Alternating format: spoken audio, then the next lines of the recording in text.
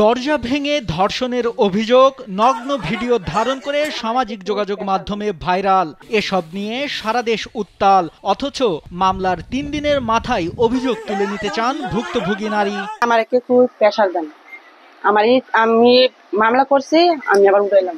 এর আগে 26 জুন রাতে কুমিল্লার মুরাদনগর উপজেলায় এক নারীকে বিবস্ত্র করে ধারণ করা একটি ভিডিও সামাজিক যোগাযোগ মাধ্যমে ছড়িয়ে দেওয়া হয়। পরের দিন থানায় ফজর আলীর নামে ধর্ষণ মামলা করেন ভুক্তভোগী নারী।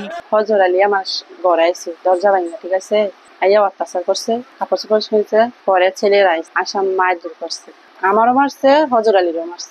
ঘটনার দিন রাতে বাড়ি ফিরে মেয়েকে মারধর করতে দেখেছেন বাবা অনির। মারধর করা শুরু করছে, এরপরে আমি ঘরের ভিতরে গেছি, গিয়া সাইডা এমনি বরাবর গেছি আর আইছি। এদিকে অভিযুক্ত ফজর আলী আওয়ামী লীগের ছায়া থেকে বিএনপির ছায়ায় আশ্রয় পাওয়ায় তা নিয়ে সামাজিক যোগাযোগ মাধ্যমে চলছে তুমুল আলোচনা। দলের সাথে জড়িত না, কোনোদিনই ছিল না, আগে ছিল না, এখনো বর্তমানেও নাই। এই পরিস্থিতি আমাদের সাথে কোথাও নাই।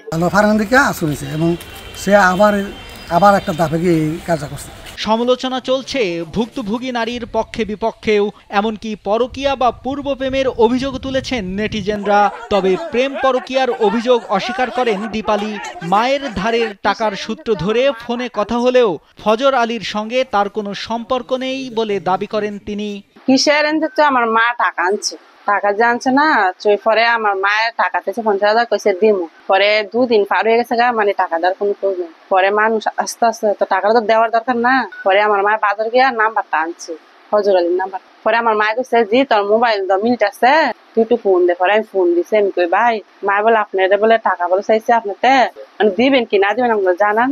কয় দিম, মানে টাকা পয়সা নিয়ে কথা হয়েছে কি না, তেমনি কোনো সম্পর্ক ছিল।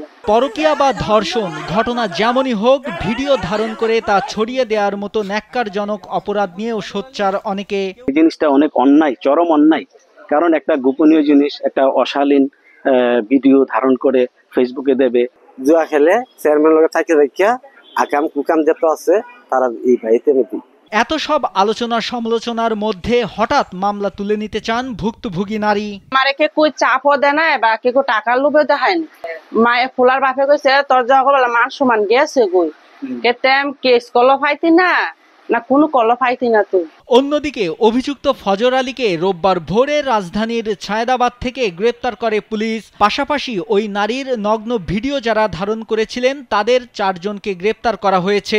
মামলা তদন্তাধীন, তদন্তের পর প্রকৃত সত্য বেরিয়ে আসবে বলে জানান কুমিল্লার পুলিশ সুপার। যারা এই ধরনের ভিডিও মোবাইলে ধারণ করে সোশ্যাল মিডিয়ায় ছড়িয়েছে, এটা একটা অপরাধ। তাদের বিরুদ্ধে আমরা আইনগত ব্যবস্থা গ্রহণ করব প্রচলিত আইন অনুযায়ী, এবং যারা এই কাজটি করেছে ইতিমধ্যে তাদের 4 জনকে আমরা আটক করতে সমর্থ হয়েছি। যেহেতু মামলা হয়েছে, পুলিশ তদন্ত করছে, তদন্তে বেরিয়ে আসবে প্রকৃত ঘটনা কি। নাইমুল হাসিব, কালবেলা।